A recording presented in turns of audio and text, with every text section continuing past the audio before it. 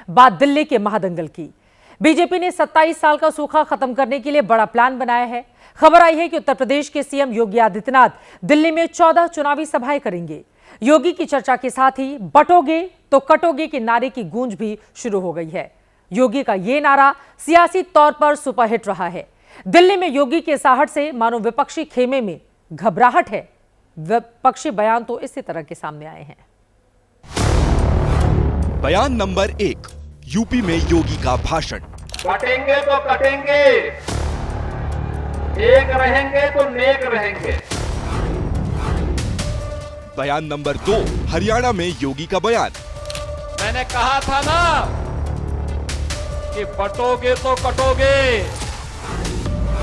बयान नंबर 3, जम्मू कश्मीर में बोले योगी। भिखमंगा पाकिस्तान आज अपने आप को नहीं संभाल पा रहा है। बयान नंबर 4, महाराष्ट्र की चुनावी सभा में योगी का बयान। बटोगे तो कटोगे। बयान नंबर 5, झारखंड में बटोगे तो कटोगे वाला भाषण। जब भी जाति के नाम पर, क्षेत्र के नाम पर, भाषा के नाम पर बंटे हैं तो निर्ममता से कटे भी हैं।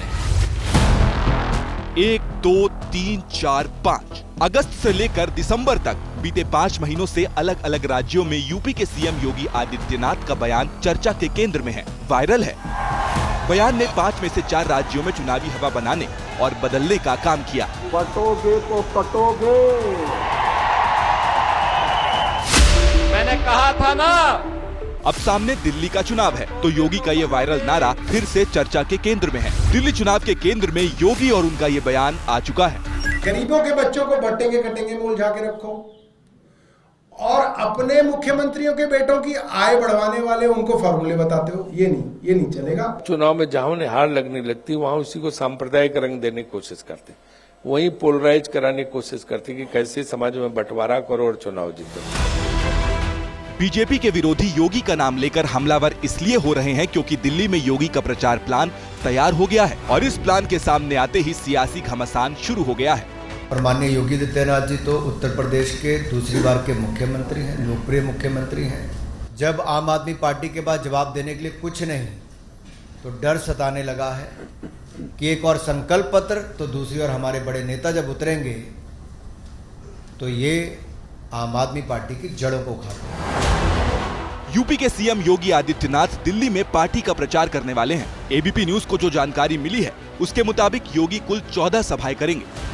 23 जनवरी को 3, 28 जनवरी को 4, 30 जनवरी को 4 और 1 फरवरी को 3 सभा करने का प्लान तय किया गया है। एबीपी न्यूज को मिली जानकारी के मुताबिक उत्तर प्रदेश के मुख्यमंत्री योगी आदित्यनाथ की जो सभाएं आयोजित होंगी वो खास तौर पर पूर्वी दिल्ली और उत्तर पूर्वी दिल्ली के अलग अलग विधानसभा क्षेत्रों में आयोजित की जाएंगी। सामने आ रही जानकारी के मुताबिक योगी आदित्यनाथ जिन इलाकों में जनसभा करेंगे वो खास तौर पर वो इलाके होंगे जहां पर मुस्लिम मतदाताओं के साथ ही पूर्वांचल और बिहार से आने वाले मतदाताओं की संख्या काफी ज्यादा है। योगी के प्रचार के जरिए बीजेपी दिल्ली में 2 तरह के वोट बैंक के प्रभाव वाले इलाके में पॉलिटिकल परीक्षण करने जा रही है। पहला, मुस्लिम बहुल वोट बैंक वाला इलाका जहां प्रचार से ध्रुवीकरण की धार मजबूत होगी। दूसरा टारगेट पूर्वांचली वोटर्स हैं जिन्हें अपनत्व के आधार पर योगी बीजेपी के करीब लाने में मदद करेंगे। दिल्ली में मुसलमानों को आम आदमी पार्टी का पक्का वोट बैंक माना जा रहा है। जिन दर्जन भर सीटों पर मुस्लिम वोट अच्छी खासी संख्या में है उनमें से ज्यादातर सीटों पर योगी प्रचार करेंगे। माना जा रहा है कि इस प्रचार से ध्रुवीकरण का माहौल बनेगा जिसका फायदा बीजेपी को चुनाव में मिलेगा। सभी नेताओं को जो स्टार प्रचारक बने हैं, नरेंद्र मोदी जी से लेके राजनाथ सिंह जी से लेके अमित शाह जी से लेके नितिन गडकरी जी से लेके योगी जी तक, सभी लोगों को हम लोग दिल्ली में अपनी प्रार्थना करने के लिए आमंत्रित किए हुए। योगी के धुआंधार प्रचार के जरिए बीजेपी की कोशिश केजरीवाल के सॉफ्ट हिंदुत्व का जवाब हार्ड हिंदुत्व से देने की भी हो सकती है। दिल्ली में केजरीवाल ने अपनी सियासी छवि सॉफ्ट हिंदुत्व नेता की भी बना रखी है। ऐसे में योगी के आक्रामक प्रचार से बीजेपी हार्ड हिंदुत्व की बड़ी लकीर दिल्ली में खींच सकती है। यही वजह है कि योगी के प्रचार की आहट भर से विरोधी खेमे में खलबली है।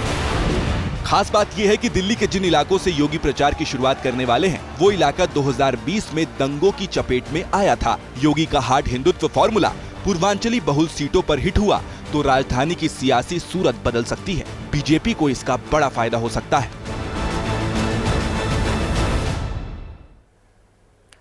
बटोगे तो कटोगे वाले नारे के बाद योगी के प्रचार का स्ट्राइक रेट देखते हैं। योगी ने जब यह नारा पहली बार दिया, उसके बाद हरियाणा और जम्मू कश्मीर में चुनाव हुए थे। जम्मू कश्मीर में योगी ने 4 रैलियां की, बीजेपी सभी 4 सीट जीती। स्ट्राइक रेट 100% रहा।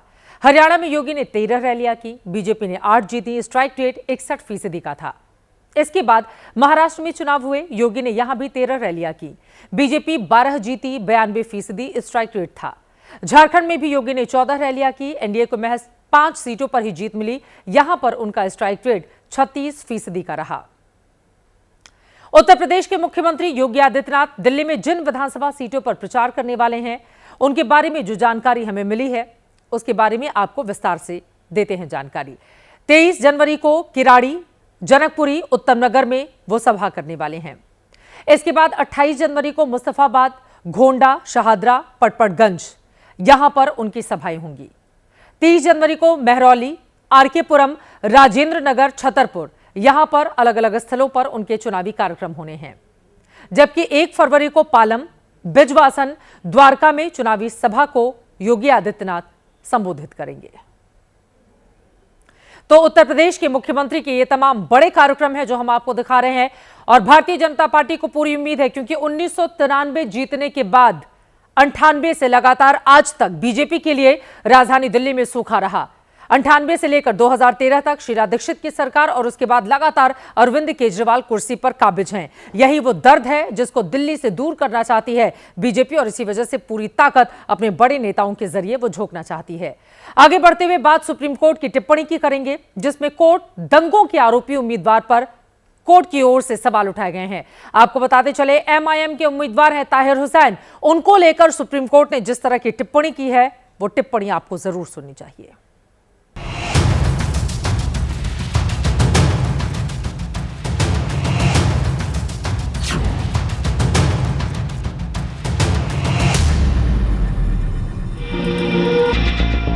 ताहिर हुसैन की पत्नी मंच से झोली फैलाकर पति को जिताने की अपील कर रही हैं। झोली फैलाकर भीख मांग रही हूँ अपने शौहर के लिए। आप सब मेरे शौहर ताहिर हुसैन के लिए भीख डालें, मेरे शौहर ताहिर हुसैन का साथ दें। आपका एक वोट मेरे बच्चों से उनके अब्बू को मिला सकता है। ताहिर हुसैन 2020 के दिल्ली दंगों का मास्टरमाइंड माना जाता है। इस चुनाव में मुस्तफाबाद सीट से ओवैसी की पार्टी ने ताहिर को टिकट दिया है। ताहिर हुसैन जेल में है। पिछले हफ्ते नामांकन के लिए कोर्ट ने पैरोल पर भेजा था। अब ताहिर को प्रचार के लिए जमानत चाहिए, लिहाजा सुप्रीम कोर्ट में अर्जी लगाई गई है। लेकिन कोर्ट ने आज जो कहा, वो आने वाले दिनों में देश की सियासत में नई बहस की शुरुआत कर सकता है। ताहिर पर लगे आरोपों को सुनने के बाद जज ने कहा, इस तरह के सभी लोगों के चुनाव लड़ने पर पाबंदी होनी चाहिए। कोर्ट में फिलहाल इस मामले की सुनवाई अब मंगलवार को होगी। ताहिर की तरफ से पेश वकील ने नामांकन की इजाजत के आधार पर प्रचार के लिए अनुमति मांगी है। अब जरा ताहिर हुसैन के बारे में विस्तार से जान लीजिए। ताहिर दिल्ली में आम आदमी पार्टी का पार्षद था। 2020 में जो दंगे हुए, उसमें 50 लोगों की मौत हुई। ताहिर पर आईबी अधिकारी अंकित शर्मा को तड़पा कर मारने का आरोप है। दंगों के दौरान ताहिर की छत से पत्थर और पेट्रोल की बोतलें फेंकी गई थी। उस दौरान उसके घर से हिंसा के जो सबूत हाथ लगे थे, उसी के आधार पर गिरफ्तारी हुई। तब से ताहिर सलाखों के पीछे है। आरोप है कि ताहिर के घर हिंसा की जो साजिश रची गई, जो प्लानिंग की गई, उसी की वजह से 2020 के फरवरी महीने में दिल्ली दंगों की आग में झुलसा था। हिंसा के कई वीडियो में ताहिर हुसैन नजर भी आया था। तब यही ताहिर हुसैन आम आदमी पार्टी में था। दंगों के आरोप लगे तो पार्टी ने निकाल बाहर किया। अब ताहिर ओवैसी की पार्टी से चुनाव लड़ रहा है।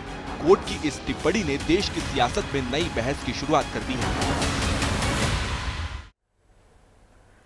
इधर दिल्ली विधानसभा चुनाव में भी अदानी और अंबानी की एंट्री हो गई है। राहुल गांधी ने पिछले दिनों ये कहते हुए अरविंद केजरीवाल पर निशाना साधा कि जैसे बीजेपी अदानी अंबानी पर नहीं बोलती, वैसे ही केजरीवाल भी अदानी अंबानी पर नहीं बात करते। आज केजरीवाल ने अदानी अंबानी पर हमला कर दिया। देश का पूरा फायदा उनको मिलता है। अदानी, अंबानी, आपने कभी नरेंद्र मोदी जी को इनके बारे में कुछ बोलते हुए सुना है? केजरीवाल जी ने अदानी जी के बारे में कुछ बोला है? कभी बोला है? एक शब्द नहीं बोलते हैं। के बाद ये आपकी सारी जमीनें बेच देंगे अगर आपने गलत बटन दबा दिया तो। इनकी नजर आपकी जमीन के ऊपर है। ये जमीन सारे झुग्गी वालों को 1 साल के अंदर खत्म कर देंगे। आपकी जमीनें ये अडानी, अंबानी, बड़े बड़े बिल्डरों, इनको सबको आपकी जमीनें दे देंगे। बच के रहना।